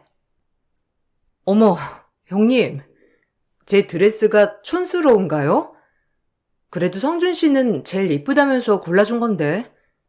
성준 씨한테 나중에 얘기할게요. 그래도 성준 씨는 제 드레스 보고 잘 어울린다면서 좋아하더라고요. 그래. 뭐 남편이 좋다면야 그게 장땡이지 뭐. 아무튼 이런 촌스러운 드레스 입고서도 헤헤거리는 올케 보니까 잘 살긴 하겠다 싶네. 내가 원래 우리 아이들 화동시킬까 싶었거든? 우리 애들이 연예인 얼굴이잖아. 딱 우리 애들이 화동 서면 결혼식이 더 고급스러울 텐데 너무 아쉽다. 지금이라도 아이들 보고 화동하라고 할까? 그건 좀 그렇지? 하긴 이런 촌스러운 드레스에 고급스러운 우리 애들 얼굴 함부로 쓰면 안 되겠지? 신우이는 너무 안 예쁜 드레스를 골랐다면서 깔깔깔거리면서 저를 비웃었고 결혼식 내내 아이들이 식장을 뛰어다니면서 중간중간 결혼식이 중단되고 정신도 없었습니다. 시부모님이라도 적극적으로 말려주면 좋겠지만 허허거리면서 그냥 보고만 있으셨고 매영이라는 사람은 어디 갔는지 얼굴조차 보이지 않더라고요. 그렇게 정신없는 결혼식이 끝이 나고 저는 남편과 결혼 첫날부터 크게 다투기도 했습니다. 결국 남편이 저에게 싹싹 빌면서 다신 그러지 않겠노라 다짐하면서 일단락 되었죠. 그렇지만 신혼여행 내내 신우이는 남편에게 계속 전화를 해서 아이들이 삼촌을 너무 보고 싶어 한다며 여행을 방해하기도 했습니다. 그런 신우이의 아나무인 행동에 너무나 황당했지만 그때마다 남편은 신우에게 화를 내면서 저의 불편함을 알아주었죠. 다른 것보다 남편만 보고서 저는 그냥 그렇게 지내게 되었습니다. 이 밖에 여러 가지 일들로 저는 신우이에 대해서 좋게 보지 않았어요. 시댁 식구들은 아마 아나무인 신우이를 그냥 놔두는 듯 보였습니다. 무엇보다 놀라웠던 것은 결혼 1개월 만에 알았던 사실인데 바로 신우이가 이혼을 해서 홀로 새 아이를 키우고 있다는 것이었어요. 당신 나한테 형님 이혼했다는 거 이야기했었나? 나는 왜 기억이 없지? 그래서 결혼식 날에도 시매부가 보이지도 않았던 거야? 근데 이걸 왜 지금까지 아무도 사실대로 말해주지 않았던 건데? 그래도 내가 가족이 되는 건데 이 정도는 처음부터 알아야 하지 않았어? 이혼했다고 말해주는 사람이 아무도 없어서 난 몰랐어. 뭘 그거 가지고 그래. 어차피 나랑 같이 살 건데 누나 이혼한 게 뭐가 중요하다고 그렇게 얘기를 해? 결혼할 때는 누나가 하도 자기 이혼한 거에 대해서 말하지 말라고 엄청 신신당부를 해서 말을 하지 못했어. 그리고 나도 그걸 굳이 말해야 하나 싶었고. 지금도 우리한테 뭐 피해주는 거 없잖아. 당신 너무 예민한 것 같다. 아니, 아무리 그래도 그렇지. 이제 가족인데 알 건 알아야지. 그래서 형님 계속 시부모님 댁에 있었던 거야? 그것도 몰랐네. 그럼 아이들은 어머님께서 보고 계신 거고? 그래서 요즘 어머님께서 정신 없으시다면서 많이 얘기를 하셨구나. 시어머님은 저희의 신혼살림에 전혀 관심이 없었어요. 관심이 없다기보단 못할 정도로 정신이 없으셨죠. 돌이 지난 막내와 함께 4살, 5살밖에 되지 않은 아이들을 시부모님께서 돌봐야 했습니다. 신우이는 아이들을 시어머님에게 맡긴 후에 자기 볼일 보러 다니느라 바빴죠. 신우이는 아이들을 시어머님께 내팽개치고 매일 친구들을 만나거나 술을 마시면서 늦게 들어오는 날이 많았습니다. 그렇게 몇 해가 더 지나고 어머님께선 점점 몸 건강이 나빠지셨고 아이들을 저에게 넘기려고 하셨습니다. 주희야, 오늘 뭐하니? 심심하면 우리 집으로 놀러 올래? 성준이도 오늘 늦게 끝난다고 하고 저녁밥 혼자 먹기 적적하지 않니? 우리 집 와서 같이 밥도 먹고 하자꾸나. 성준이한테 말하니까 너 오늘 일찍 끝난다고 하는데 회사 끝나면 바로 여기로 올래? 오늘 네 신우도 없고 아이들만 있으니까 편하게 와서 밥도 먹고 놀다가 가. 어머님, 저도 가고 싶은데 오늘 야근이 있어서요. 일찍 끝날 줄 알았는데 아마 늦게 끝나서 가게 될 것 같아요. 어떻게 하죠? 근데 형님은 어디 나가셨어요? 어머님 혼자 아이들 보시면 또 몸살 나시는 거 아니세요? 며칠 전에도 아이들 보시느라 힘드시다고 했잖아요. 그래도 며칠은 형님한테 애들 보라고 말이라도 해보시지. 에이, 아니다. 네 신우는 약속이 있어가지고 나가는 거고. 그러니까 내가 너 부르지 않니? 건강한 네가 와서 애들이랑도 좀 놀아주고 그래봐. 나는 아무래도 할머니라서 그런지 애들이 나랑 노는 건 재미가 영 없나 봐. 야근은 너 말고 다른 사람한테 부탁하면 안 되겠니? 일찍 끝나는 날인데 그래도 여기 와서 저녁 먹고 애들도 같이 보면 좋잖니.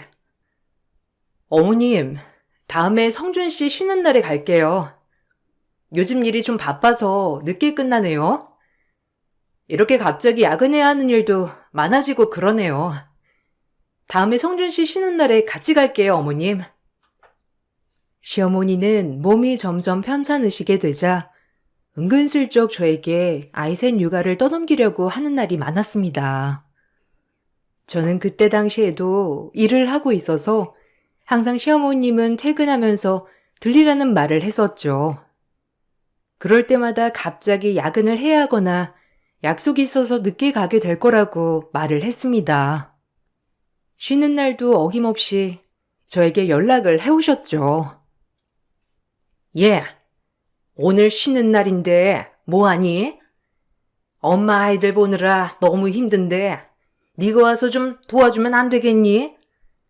그래도 나보다는 네가 좀 더 젊은데 아이들 잘 볼 수 있잖아. 우리 애들도 나보다 너를 좋아하고 네가 오기 힘들면 애들 데리고 너네 집으로 가마. 맛있는 것도 시켜서 먹고 그러자꾸나. 그래도 거기 가는 것보단 여기 오는 게 낫지 않겠어? 어머님, 성준 씨랑 한번 얘기해 볼게요. 제가 어제 늦게까지 일하느라 너무 피곤해가지고 저는 못 갈 것 같고 성준 씨를 보낼게요. 성준 씨는 어제 연차라서 쉬었거든요. 그러니까 오늘 가서 아이들이랑 잘 놀 수 있을 거예요. 어머머, 성준이는 오늘 쉬는 날인데 좀 쉬어야지. 그냥 너랑 나랑만 애를 보면 되지. 무슨 성준이까지 불러서 애를 봐. 너는 그렇게 싫은 거니? 아휴, 알았다 그럼. 오늘은 그냥 내가 다 볼 테니까 내일 그럼 같이 놀이터에나 가자. 내일은 너도 하루 푹 쉬니까 좀 에너지도 넘치고 돌아오겠지? 어머님, 저 일주일에 오늘 내일 2번밖에 못 쉬어요. 그마저도 갑자기 일 나오면 오늘도 당장 일을 해야 하는 상황이고요. 차라리 성준 씨한테 말해서 같이 애들 봐달라고 할게요. 어머님도 힘드신데 저도 마찬가지로 힘들죠. 아니 그런데 어머님 형님한테 아이들 좀 보라고 하면 안 되는 거예요? 저는 어머님이 너무 말을 안 하시는 것 같아서 걱정이에요. 어떻게 말하니? 쟤도 제 나름대로 사는 패턴이 있는데 그나마 한간 내가 해야지 뭐. 그러니까 너도 좀 같이 도우렴. 네 신우나 남편은 좀 쉬게 두고 너랑 나랑 같이 애들 좀 보면 될 것 같다. 저와 시어머니의 신경전이 벌어지는 와중에도 정작 엄마인 신우이는 아이들 육아에 크게 신경을 쓰지 않았어요. 자기가 하고 싶은 대로 하고 살면서 자유롭게 지낼 뿐이었습니다. 그렇게 결혼 3년이 지나고 나서 저희도 슬슬 아이 계획을 세우게 되었습니다. 시댁 가족들이 모두 자리에 있었던 식사 자리에서 이세 준비에 대한 이야기가 나오게 되었습니다. 그래, 이제 너희도 결혼 3년 차가 되었으니 그래도 아이 계획을 슬슬 세워야 하지 않겠니? 요즘은 임신하기 전에 다들 몸도 챙기고 계획해서 임신을 한다고 하는데 너희도 얼른 아이 가져야지. 아이 안 낳겠다고 한 거 아니면 그래도 더 늦기 전에 계획하는 게 좋지 않겠어? 그래도 성준이한테 물어보니까 너희 둘 다 아이 생각은 있는 것 같던데. 안 그래도 이번에 좀 준비해볼까 생각하고 있어. 우리도 이제 30대고 슬슬 아이 가질 준비는 해야 할 것 같아가지고 얘기하고 있는 중이야. 여러 명은 아니더라도 한 명은 낳아야지. 지금은 몸도 좀 그렇고 아직 준비도 안 한 상태라 몸 건강도 좀 더 챙기고 해서 계획해 보려고. 벌써 결혼 3년 차니 시간 진짜 빠르긴 한 것 같아. 그러게, 벌써 3년 차라니. 어머님, 제 주변에도 보니까 요즘은 다들 계획해서 아이를 낳으려고 하더라고요. 그냥 임신하는 것보다 몸 좀 만들고 계획하는 게 좀 더 낫다고 해서 준비하고 있어요. 그래도 저도 이제 30대인데 조금 더 늦으면 더 힘들지 않을까 싶어서요. 제 친구가 저번 달에 아이 낳았는데 지금도 힘들다고 하더라고요. 에이, 무슨 임신을 한다고 그래? 너희 고작 3년 차밖에 되지 않았는데 그럼 아이 낳으면 누가 봐줄 거야? 올케도 전업주부로 사는 건 원하지 않는 것 같고 그렇다고 해서 아이를 그냥 낳을 수도 없고 아이 낳으면 그냥 끝이야? 아이 낳고 나서 이것저것 다 신경 써야 하는데 나는 우리 애가 이제 초등학교 들어가도 아직도 손이 이렇게나 많이 가는데 아이 키우는 거 신중하게 생각해야지. 그렇긴 하죠. 아이 낳고 나서 키우는 것도 많이 고민해봐야 하는데 그렇다고 계속 고민만 할 순 없잖아요. 여러 명 낳겠다고 하는 것도 아니고 더 늦기 전에 저희 아이도 낳아야 하지 않겠어요? 지금도 노산이라고 말 나오는데 더 늦으면 아이 낳기는 더 힘들 수도 있을 것 같아서요. 늦으면 안 낳으면 되지 뭐. 아이는 없어도 되는 거야. 자식이 없어서 좀 그렇다 싶으면 우리 아이들 자식이다 생각하고 키우면 되지. 안 그러니? 얘들아, 너희는 숙모 아이 낳으면 괜찮겠어? 너네 이제 찬밥 되는 거야. 얼른 숙모한테 아이 낳지 말라고 해. 신우는 아이는 없어도 되는 거라며 토끼 같은 자기 자식들이 저의 자식이 되어줄 거라면서 얘기를 했죠. 저는 그런 신우의 말을 듣고 너무나 황당했고 어이가 없었답니다. 그래도 천천히 아이를 가질 생각을 하면서 준비하고 있었죠. 그러던 중 갑작스런 사고가 발생했습니다. 하나밖에 없는 친정 오빠가 사고를 당하게 되었어요. 같은 차량에 타고 있었던 올케언니가 사고로 세상을 떠나고 친정 오빠마저 세상을 떠나게 되었습니다. 이 일로 인해서 친정 식구들은 모두 큰 슬픔에 빠졌고 한동안 다들 정신을 못 차리고 살았어요. 그렇게 1년이라는 시간이 훌쩍 지나가고 말았죠. 어느 날 엄마는 이제는 오빠 집을 좀 정리해야 될 것 같다며 얘기를 하셨고 저는 엄마와 함께 오빠의 집으로 향했습니다.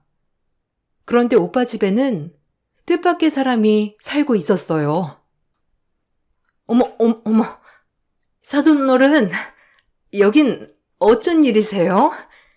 올케도 같이 왔네? 어머, 어쩐 일이야, 여기까지. 일단 들어와.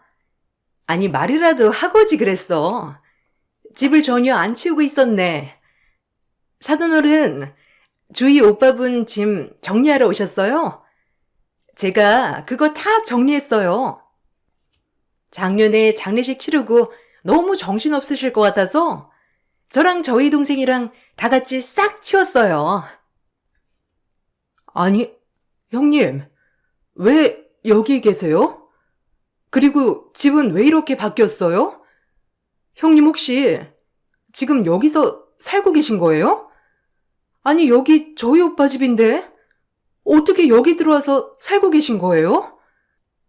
여기는 어떻게 들어오셨고, 이 짐들은 다 뭐고, 원래 있던 오빠랑 언니 집은 다 어디 간 거예요? 1년 동안 도대체 무슨 일이 있었던 거예요? 아니, 여기 올케 오빠 집이었던 거 다 알아. 그러니까 아까 말했잖아. 성준이랑 같이 여기 치웠다고. 아휴, 그때 치울 때도 정말 장난 아니었어.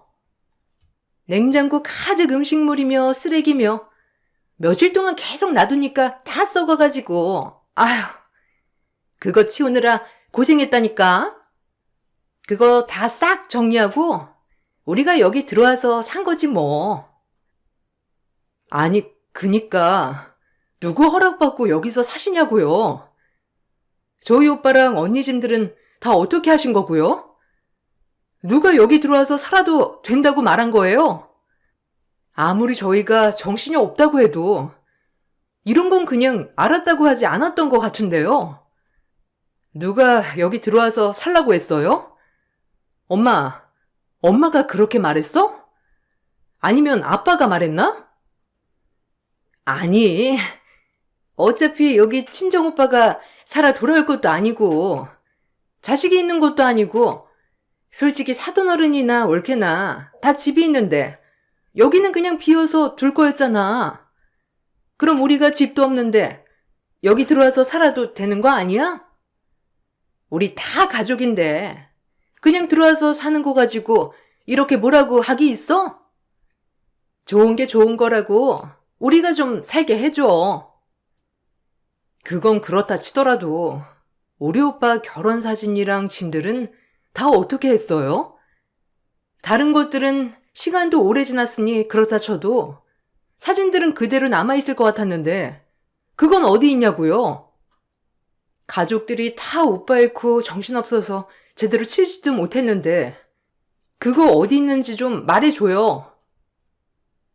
아, 그거 다 버렸어. 어차피 가족들은 마음 아파가지고 그거 건들지도 못해. 그래서 나랑 성준이가 싹 모아서 버렸지. 잘했지 않았니? 우리가 그 힘든 거 대신해줬잖아. 내가 여기 들어오면서 청소를 얼마나 열심히 했는지 알아? 아무리 가족이 갑자기 죽었다지만 그래도 한 번씩 와서 청소는 좀 해줘야 하는 거 아니야? 막말로 지금까지 이렇게 집 방치해두고 살았으면 우리가 살고 있어도 할 말 없는 거 아니냐고. 그래도 우리 애들이 이렇게 마음껏 뛰어노니까 잘 됐지? 저는 신우의 말에 너무나 황당하고 어이가 없었지만 가장 화가 나는 것은 허락 없이 오빠와 언니의 짐을 모두 정리해버렸다는 것이었어요.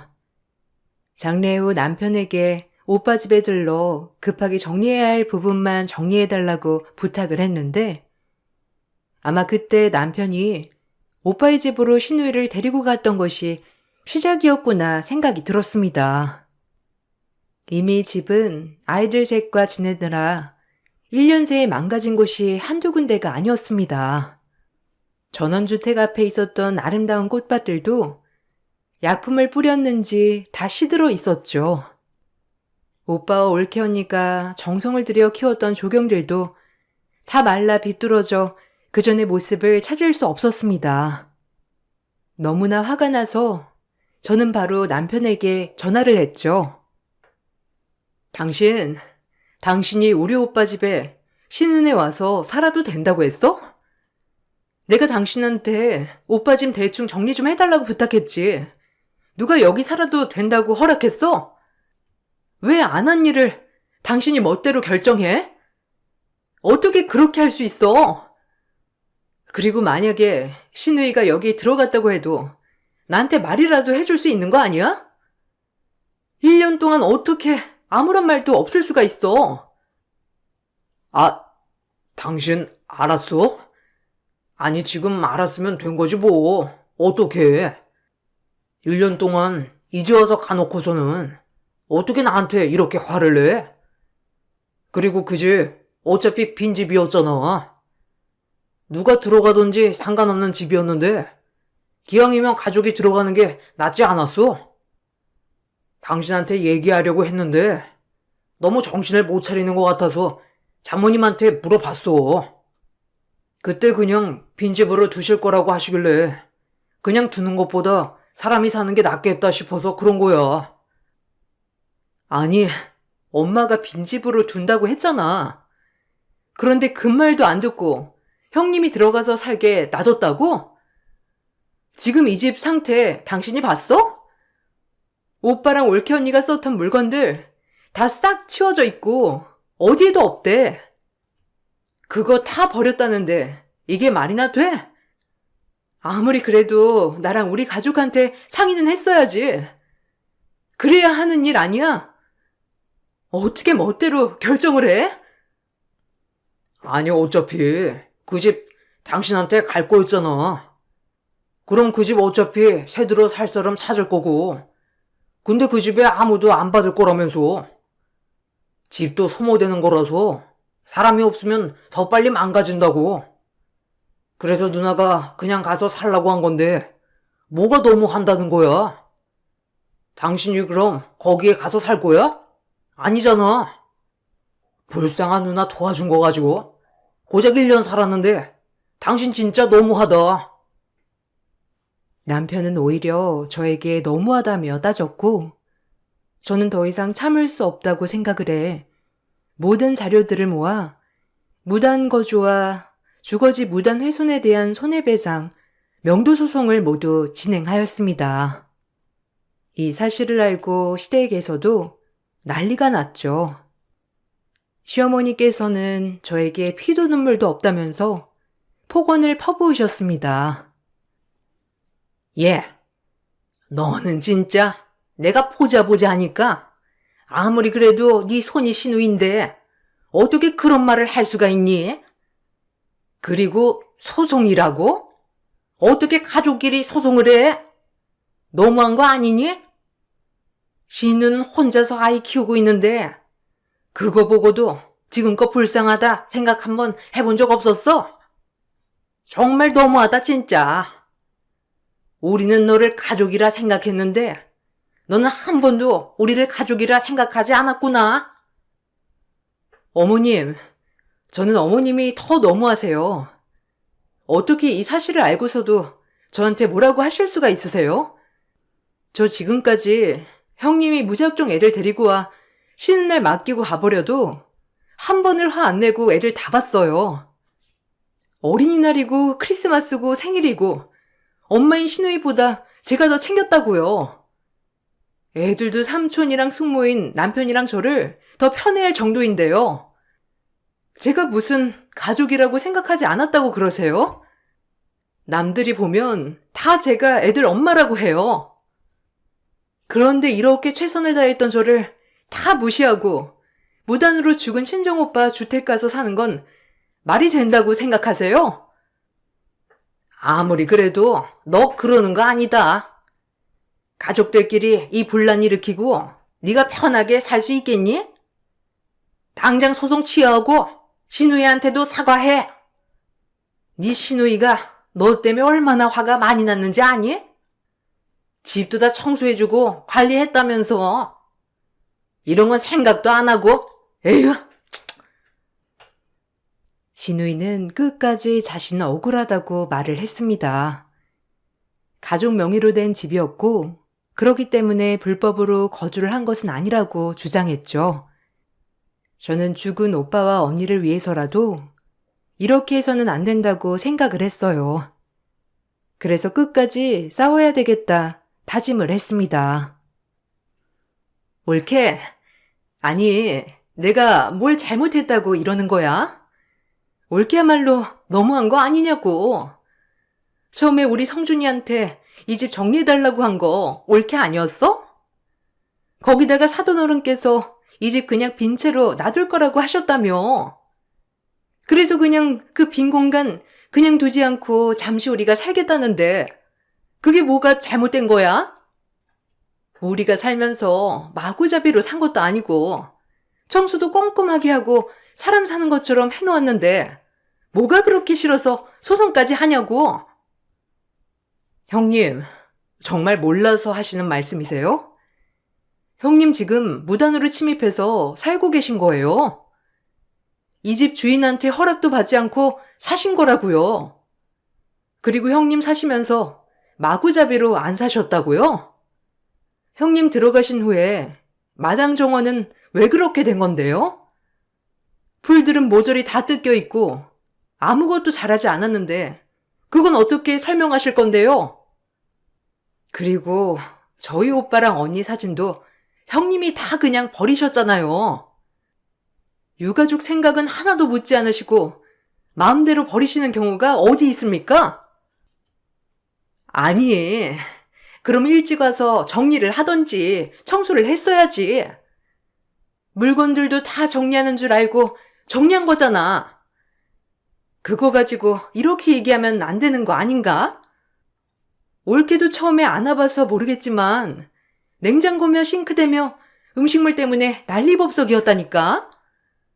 그 더러운 거 다 치우고 정리했는데 그건 생각도 전혀 안 해주는 거야? 우리가 안 치웠으면 집안은 벌써 난리법석이었어. 아니요. 어쩐지 저희 남편이 계속 여기 안 가봐도 된다고 말했던 거네요. 종종 생각나서 가봐야 할 것 같다고 말할 때마다 본인이 정리한다면서 가면 힘들 거라고 막은 이유가 있었네요. 저 그냥 가만히 있지는 않을 겁니다. 법정에 서던 날 판사의 얼굴을 본 시댁 식구들은 소스라치게 놀랐습니다. 배정된 판사는 올케 언니의 절친이었습니다. 먼저 치러졌던 올케 언니의 장례식장에서 누구보다 오열하면서 슬퍼했던 사람이 바로 판사인 올케 언니의 절친이었어요. 장례식장이 떠나가라 3일 동안 울었기 때문에 시댁 식구들도 모두 알고 있었죠. 판사님을 보고 시댁 식구들은 다들 울며불며 잘못을 뉘우친다면서 호소를 했습니다. 그렇지만 판결은 역시나 냉정하게 내려졌습니다. 판사님은 냉정하게 퇴소 명령을 내렸고 그동안 내지 않았던 임대료를 지불해야 한다고 하셨어요. 거기다가 망가진 집안 곳곳을 다 수리해 원상태로 복구하기 위한 배상을 하라는 손해배상도 받아들여지게 되었습니다. 올케 언니의 친구분께서는 판결 이후 저를 만나러 오시기도 했어요. 정은이 남편 동생분 맞으시죠? 그때 장례식장에서 뵈고 오랜만이네요. 얼마 전에 정은이 살던 곳에 가봤는데 다른 분이 계시길래 어머님께서 정리를 하셨구나 생각을 했어요. 정은이한테 놀러 가면 늘 정원 가꾸고 있었거든요. 아시죠? 정은이가 정말 아끼면서 정원 가꿨는데 그게 다 사라져서 아쉽기도 했는데 이렇게 소송이 올라오니 깜짝 놀랐어요. 네, 저희도 이번에 알게 되었어요. 무단으로 거주하고 있었던 걸 전혀 몰랐거든요. 알았다면 정원 그렇게 망가지는 거 그냥 두지 않았을 거예요. 그때 장례식장에서 오신 거 봤어요. 3일 내내 오셨었죠? 법정에서 판사로 나오시는 걸 보고 정말 깜짝 놀랐네요.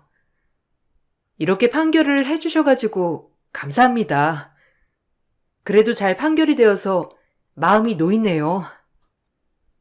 정은이 친구라서 그렇게 내렸던 건 아니지만 그래도 제가 그 법정에 있었기 때문에 그 사람들도 본인들 잘못 이야기했을 거예요. 아마 다른 사람이 있었다면 끝까지 뻔뻔하게 나왔을지도 모르는 거고요. 어쨌든 집이 제 주인을 찾아갈 수 있어서 다행이네요. 정은이랑 정은이 남편분께서 그 집 정원을 진짜 좋아했었는데 다음에 한번 놀러 갈게요. 퇴거 명령 이후 시누이는 집에서 나가게 되었습니다. 시댁으로 들어간 시누이는 밤낮 없이 일을 하면서 손해배상 금액을 갚게 되었죠. 남편은 저에게 미안하다며 사과를 해왔습니다. 여보, 정말 미안해. 당신한테 내가 할 말이 없어. 사실 누나 사는 형편도 그렇고 분가를 해야 하는데 그렇지 않고 계속 엄마 아빠 옆에 있는 것도 안쓰럽고 그래서 내가 앞이 보이지가 않았나 봐. 너무 미안해. 당신이 나한테 뭐라고 해도 나는 할 말이 없어. 당신한테 평생 사죄하면서 살게. 나 좀 용서해 주라. 제발 그만 화내고 이제 집으로 돌아와. 당신 무슨 소리 하는지 모르겠네. 나 당신이랑 못 살아. 아니, 안 살아. 당신이랑 지금 당장 끝내고 싶은데 내가 지금 우리 오빠 집 수리하고 정리하느라 정신이 없어서 지금 그냥 있는 거지. 당신이랑은 앞으로 절대 같이 살 일 없어. 그렇게 뻔뻔하게 나한테 얘기를 해놓고서는 왜 이제 와서 용서해달라고 하는 건지 모르겠네. 그때처럼 뻔뻔하게 말하지 그래. 지금까지 난 당신 식구들 가족이라고 생각하고 정성으로 대했어. 형님 아이들한테도 진짜 내 자식처럼 해주고 싶은 건 다 해주면서 살았다고. 근데 돌아오는 건 뭐야? 나는 끝없이 베풀어야 하는 사람이야? 더 이상은 못하겠으니까 그만하자. 여보, 내가 잘못했어. 내가 당신 고생하는 거 알지. 그거 알면서도 내가 그렇게 했던 거 너무 미안해. 제발 용서해줘. 부탁이야. 우리 식구들 보는 게 싫으면 내가 식구들이랑 다 연 끊고 살 테니까 한 번만 좀 용서해줘.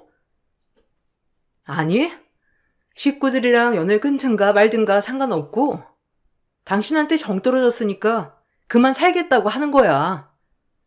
나야말로 부탁할게. 제발 내 인생에서 좀 사라져줬으면 좋겠다. 저는 남편과 별거를 시작하게 되었습니다. 오빠의 집이 어느 정도 정리가 되면 부모님 집도 정리를 해서 그곳으로 다 같이 살기로 했죠. 집을 정리하던 중 겨우겨우 집 한 구석에 있었던 오빠와 언니의 추억이 담긴 사진첩 하나만 건지게 되었습니다. 손상된 집을 복구하는데 시간이 걸리긴 했지만 어느 정도 예전의 모습을 되찾고 있어요. 정 많고 따뜻했던 오빠와 올케 언니가 그곳에서는 고통 없이 편안히 쉬었으면 좋겠다고 바라봅니다. 저의 긴 사연을 들어주셔서 감사합니다. 여러분들에게도 행복한 시간이 가득하시길 바랄게요.